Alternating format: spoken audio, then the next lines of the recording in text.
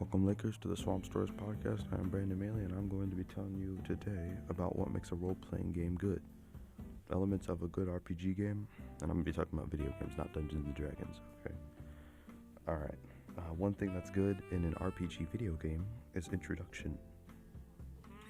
Good RPGs, you want your character to be like your own, you want to be able to build your character however you want it to be. Have that player freedom.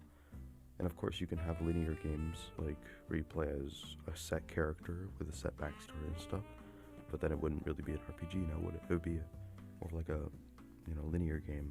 But I'm not talking about linear games, I'm talking about RPGs. In your intro, you want to have, while having a long intro can be good, most of the time people want a nice short intro that really just throws you into the game. And usually you don't want to have too much backstory so that you can build it off and actually roleplay. Build it off whatever you already have, or whatever you want it to be. You could make your own story. A game that has done this very correctly is the game Fallout New Vegas, which I don't really recommend you try because it's plagued with bugs and it's really difficult to play. But this game has a flawless intro. It doesn't no details about your character, just really throws you into the story.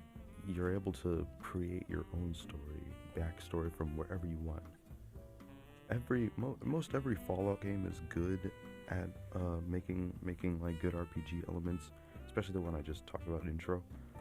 But New Vegas seems to be the one that's most universally praised for this, being said to be one of, if not the greatest RPGs ever created.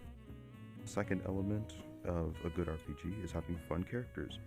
In your RPG, you'll want to have characters that the players really care about. The Fallout series can often do this flawlessly with characters like Nicholas Valentine, Mr. House, Three Dog. These characters are people you care about because they have interesting backstories, cool dialogue options, and they just look cool or are cool, okay?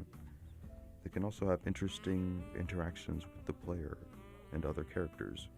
These details usually are really important to have in your RPGs. This will make them, like, your game will be universally praised for it, usually.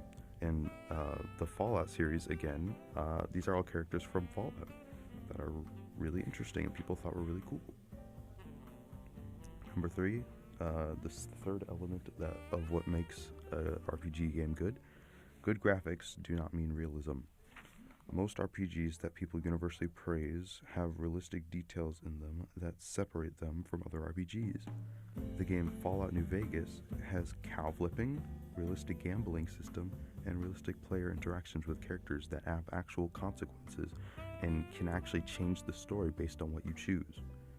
See, your game doesn't have to be realistic to have realism in it.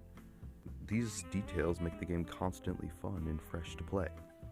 So, universally praised Fallout New Vegas, yeah. The last the last element that makes an RPG good is world building. The actual world building part is, it's important. Having a big world is obviously important for RPGs, but not exactly world building. But talking about the world of your RPG, how can you not have a big world for your role-playing game? Especially when it comes to video games like Skyrim, Fallout. These are RPGs that people universally praise, and if it didn't have the big open world that has amazing exploration, world building is important, but when I say world building, I mean like with players, creatures you find. You want to be able to find new creatures in the world you're in, and talk to new people, find new biomes, if you will, cities, settlements, whatever, world building. And some important details, some very interesting details in games that, again, Fallout New Vegas, your actions have consequences to them. When you do something bad, like if you, let's say, kill someone in the main story, then the game will either you either can't do that quest anymore. Yes, you can't do the main story anymore, or they'll find a new NPC to take over their position. So obviously, yeah, world building, people love having that player freedom to just ruin the story, completely derail the entire story, which I guess can be frustrating if you were working on the story, but I don't know, it's really important, you know? So world building and great detail, along with a good intro and fun characters, these are usually what I've studied to be great elements in an RPG. So, yeah. Alright. Well, this was my Swamp Stories podcast. I hope you enjoyed it, and I hope this was, informal, hope this was good for you. Hope this helped grow your understanding of role-playing games if you even ever cared about them. Alright, signing off.